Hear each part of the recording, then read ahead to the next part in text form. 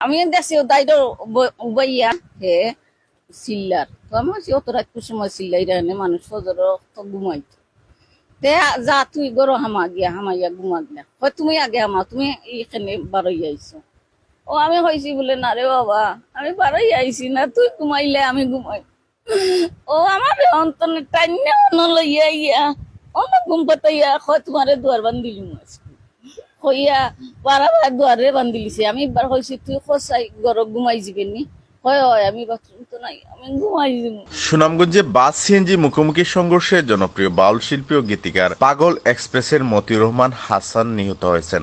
এক ঘটনায় আরো একজন সহ দুজন ঘটনাস্থলেই মারা যান। আশঙ্কাজনক অবস্থায় আরো 3 জনকে হাসপাতালে ভর্তি করা হয়েছে। এরা সবাই সিএনজি অটোরিকশার যাত্রী ছিলেন। 4:30 লইব আমি দেখছি ও দাইডো বইয়া হে সিল্লার তো আমি বলছি অত রাত সময় সিল্লাই রাখলে মানুষ ফজর তো ঘুমাইতো তে যা তুই গরো হামাইয়া ঘুমা গিয়া হয় তুমি আগে হামা তুমি এখানে বারোই আইছো ও আমি হয়েছি বলে না রে বাবা আমি বারোই আইছি না তুই ঘুমাইলে আমি ঘুমাই ও আমার অন্তনে টাইনে অন লইয়া ইয়া অন ঘুম পাতাইয়া হয় তোমারে দুয়ার বান্ধিলি হইয়া পারা দুয়ারে বান্ধিলিছে আমি একবার হয়েছি তুই খসাই গরম ঘুমাই যাবি নি হয় হয় আমি বাথরুম তো নাই আমি ঘুমাই যাব। আমার চোখ লাগি গেছে ও তোর মাঝে ওকে ফোন দিয়া খো আমার বাইক ও বাইক হইতেও আমি ফোন হাতে লইয়া দৌড় মারছি গেদে হে গরো না ও ও আর হইতে পারি না। আমি জানি না আমি আমার আপার বাসাত গোবিন্দগঞ্জ আসলাম আমার ফোন লন্ডন থেকে একটা ফোন আইছে ফোন দিয়া কইছেন তোমার ভাই অ্যাক্সিডেন্ট করছে আমি আমার সাথে সাথে আম্মারে ফোন দিচ্ছি দিয়া কইছে আম্মা ভাই কই আম্মা জানেন না কিছু আমি আম্মা হার্টের রুগী 2বার স্ট্রোক করছে না তার লাগে কইছি না আমার আম্মারে আমার ভাই কাতরাইছে একটা মানুষকে করে গিয়া ধরছে না। বৃহস্পতিবার সকাল 7টার দিকে ছাতক দুয়ারাবাজার সড়কের সুরমা সেতু টুল কেন্দ্রের পাশে এ দুর্ঘটনাটি ঘটে। পুলিশ ও স্থানীয়রা জানান সকালে সিএনজি করে দুয়ারাবাজার থেকে ছাতক নিজ এলাকায় ফিরছিলেন পাগল হাসান সহ 4 জন। ফেরার পথে ছাতক দুয়ারাবাজার সড়কের সুরমা সেতুর টুল কেন্দ্রের পাশে বিপরীতমুখী একটি বাসের সাথে সিএনজিটির মুখোমুখি সংঘর্ষ হয়। এতে ঘটনাস্থলেই পাগল হাসান ও সাত্তার নামের আরেকজনের মৃত্যু হয়। ঘটনার পর বাস চালক পালিয়ে যান। তো পাগল হাসান ভাইয়ের সবগুলা গান আমি নিয়মিতভাবে শুনতাম। মৃত্যুর প্রায় 1 মাস আগে আমার সাথে কথা হয়েছিল যে ওনার একটা মিউজিক ভিডিওতে কাজ করব।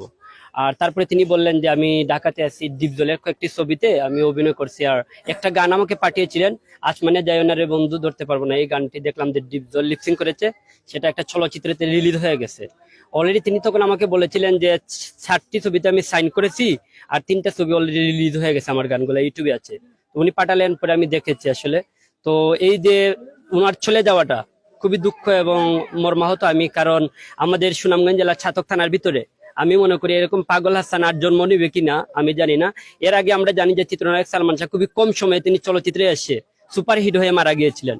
ঠিক তেমনি ভাবে পাগল হাসান ভাই এখানে আসলেন, অসংখ্য গান হিট সুপারহিট দিলেন। তার এত গান আছে, প্রায় 30টির উপরে তার হিট গানই আছে।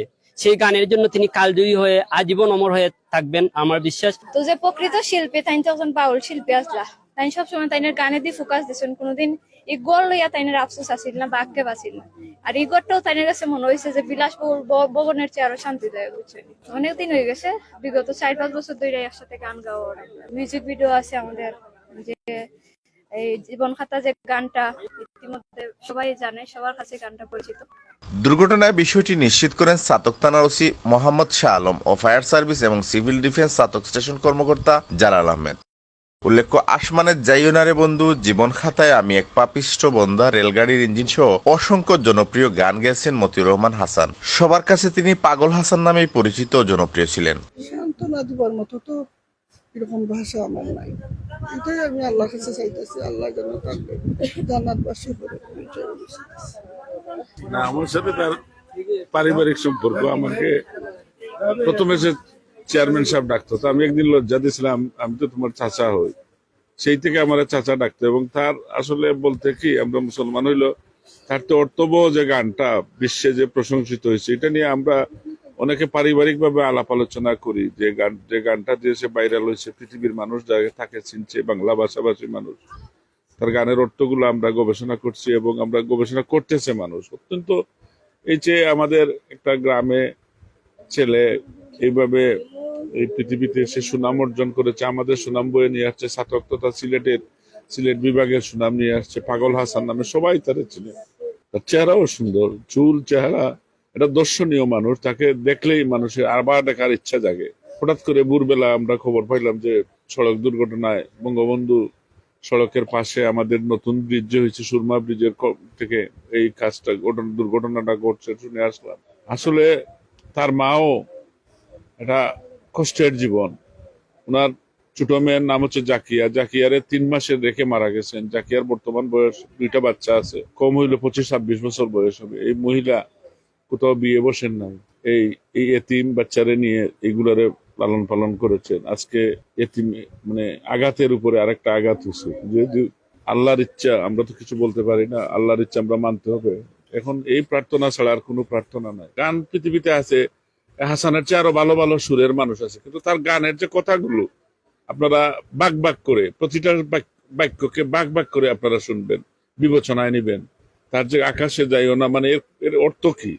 এটা বন্ধুকে, মানুষের বাবাও তার বন্ধু হয়, তার সন্তানও তার বন্ধু হয়, তার স্ত্রীও তার বন্ধু হয়।